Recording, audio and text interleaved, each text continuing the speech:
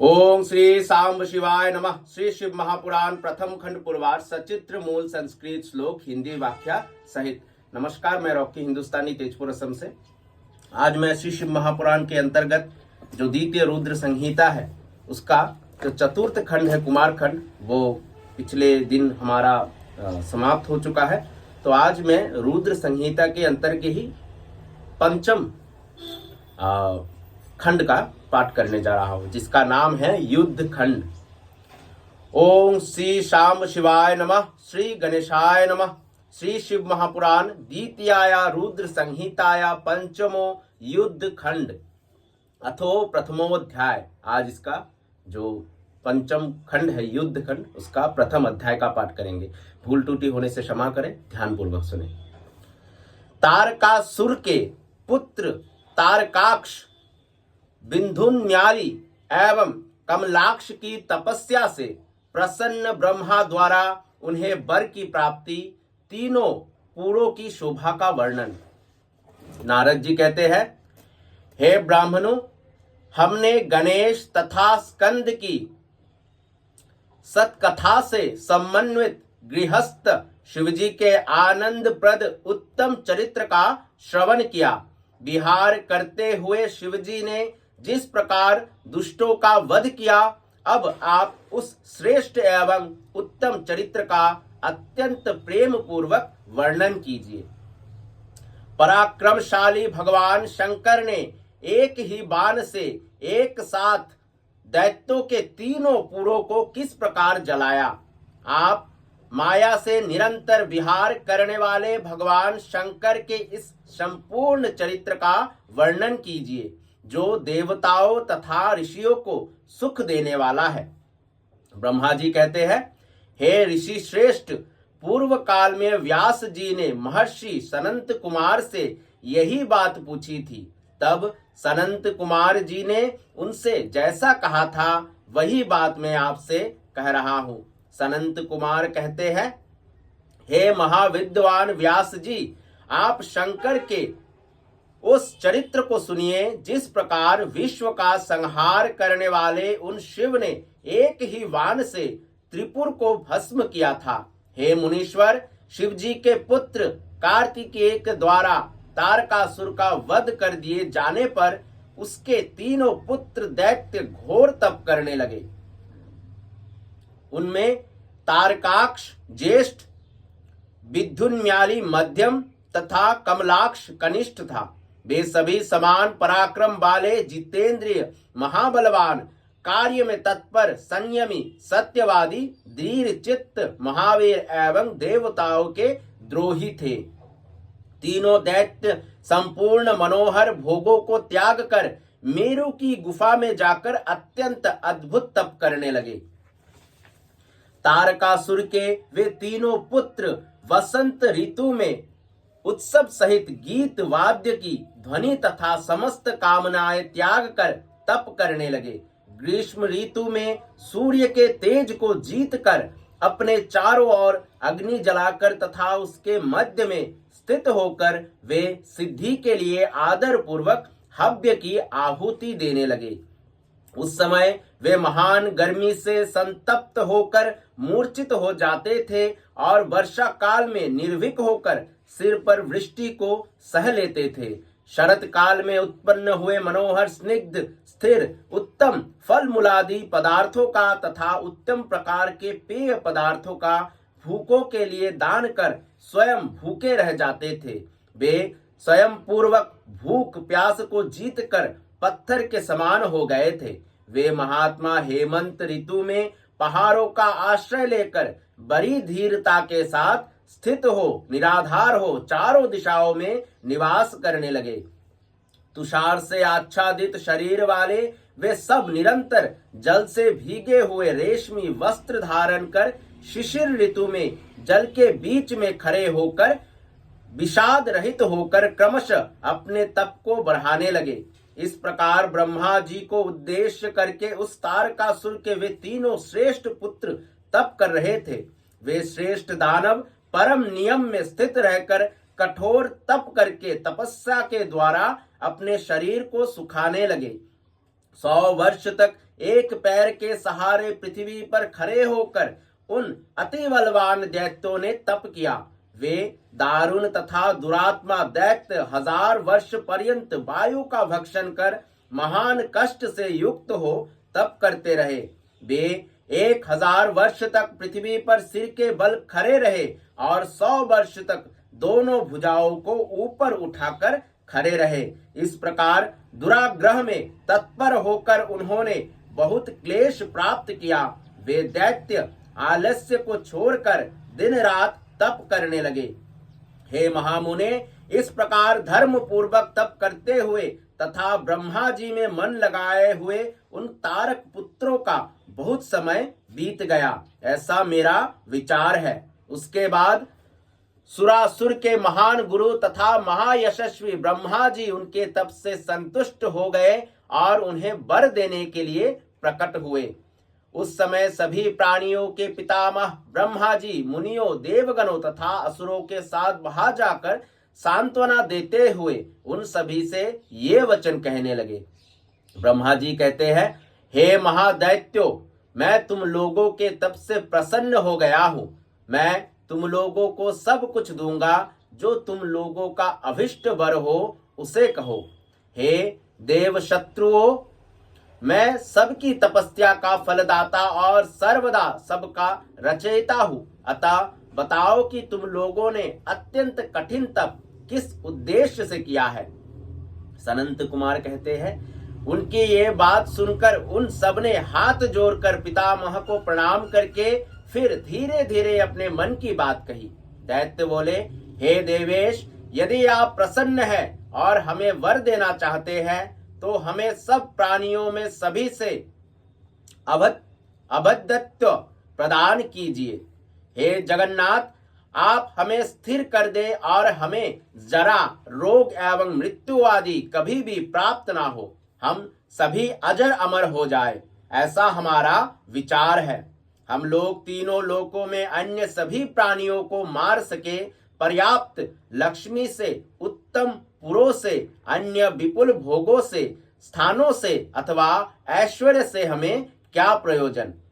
हे ब्राह्मण, यदि 5 ही दिनों में प्राणी मृत्यु के द्वारा ग्रसित हो जाता है, यह निश्चित ही है, तब तो उसका सब कुछ व्यर्थ हो जाता है, इसमें संशय नहीं है।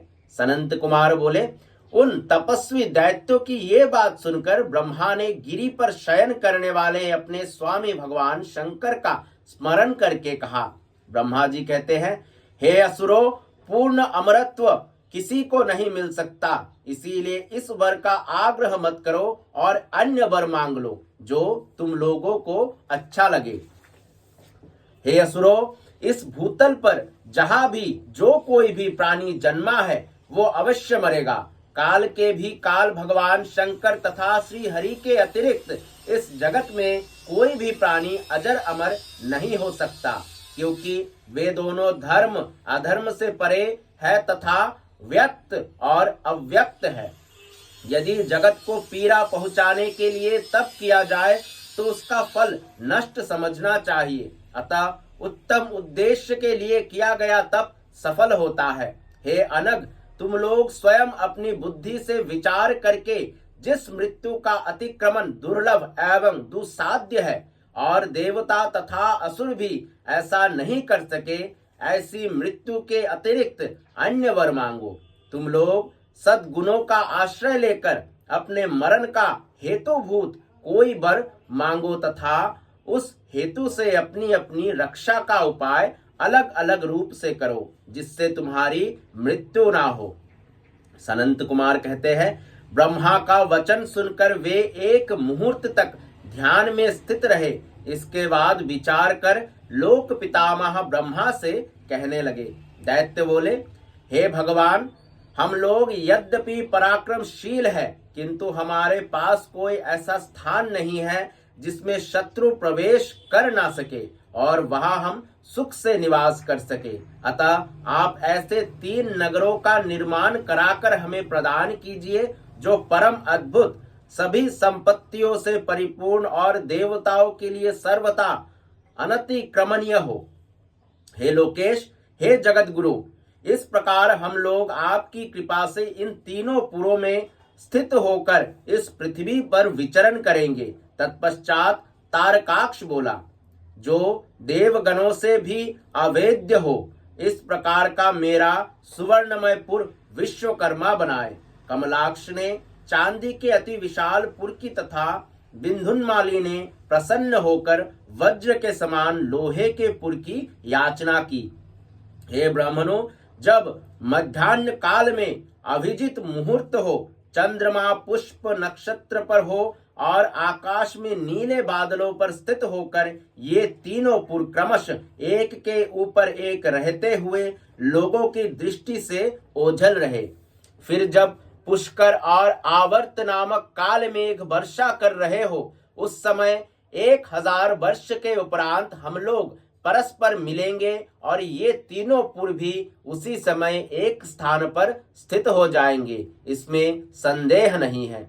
हम लोगों द्वारा धर्म का अतिक्रमण हो जाने पर कोई देवता जिसमें सभी देवों का निवास हो, वो संपूर्ण गुज्ज सामग्री से युक्त होकर असंभव रथ पर बैठकर एक ही असंभाव्य वान से हमारे नगरों का भेदन करे। शिवजी तो किसी से द्वेष नहीं करते, वे सदा हम लोगों के वंद्य पूज्य तथा अभिवादन के योग्य है, तो फिर वे हम लोगों के पुरों को कैसे जला सकते हैं? वैसा कोई दूसरा पृथ्वी पर दुर्लभ है। उन दैत्यों ने अपने मन में यही विचार कर ऐसा वर मांगा।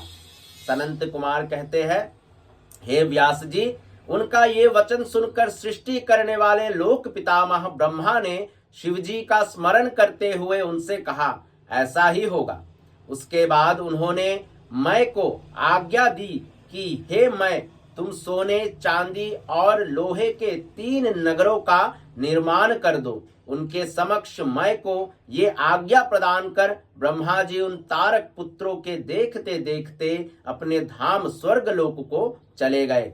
तदंतर धैर्यशाली मैंने बड़े प्रयत्न के साथ तारकाक्ष के लिए सोने का, कमलाक्ष के लिए चांदी का और बिंदुमाली के लिए लोहे का पुर बनाया और तीनों प्रकार का दुर्ग भी बनाया। उन्हें क्रमशः स्वर्ग में, आकाश में तथा भूलोक में जानना चाहिए। उन असुरों को तीनों पुर देकर मैंने स्वयं भी उनके हित की इच्छा से उस पुरी में प्रवेश किया। इस प्रकार तीनों पुरों को प्राप्त कर महाबली तथा पराक्रमशाली वे तारकासुर के पुत्र उनमें प्रविष्ट हुए और सभी प्रकार के सुखों का भोग करने लगे। कल्प वृक्षों से व्याप्त, हाथी घोड़ों से युक्त, नाना प्रकार की अट्टालिकाओं तथा मणियों से परिपूर्ण वे नगर सूर्य मंडल के समान दे दीप्यमान, चारों ओर मुख वाले चंद्रमा के समान तथा पद्मराग मणियों से जटित विमानों से शोभित थे। उन पुरों में कैलाश पर्वत के शिखर के समान ऊंचे ऊंचे मनोहर महल तथा गोपुर बने हुए थे। दिव्य देवांगनाओं, गंधर्वों, सिद्धों तथा चरणों से वो पूर्ण रूप से भरा हुआ था। उनमें प्रत्येक घर में शिवालय तथा अग्निहोत्र कुंड बने हुए थे। शास्त्रवेत्ता एवं शिव भक्त ब्राह्मण उन पुरों में सदा निवास करते थे। बावली, कुएं, तालाब, छोटे सरोवर और स्वर्गीय गुणों वाले उद्यान एवं वन वृक्ष, कमलयुक्त नदियां और बड़ी बड़ी सरिताओं से विपुल शोभित हो रहे थे। सभी ऋतुओं में फल फूल देने वाले अनेक प्रकार के वृक्षों से विपुल मनोहर प्रतीत हो रहे थे। वे झुंड के झुंड मदमत्त हाथियां, सुंदर सुंदर घोड़ों, विविध आकार वाले रथों एवं शिविकाओं से अलंकृत थे। उनमें समानानुसार अलग अलग क्रीड़ा स्थल बने हुए थे और वेदाध्ययन की विविध पाठशालाएं भी पृथक पृथक बनी हुई थी। पापी जन तो मन एवं वाणी के द्वारा उन नगरों की और देख भी नहीं सकते थे। शुभ आचरण करने वाले पुण्यशाली महात्मा ही उन्हें देख सकते थे।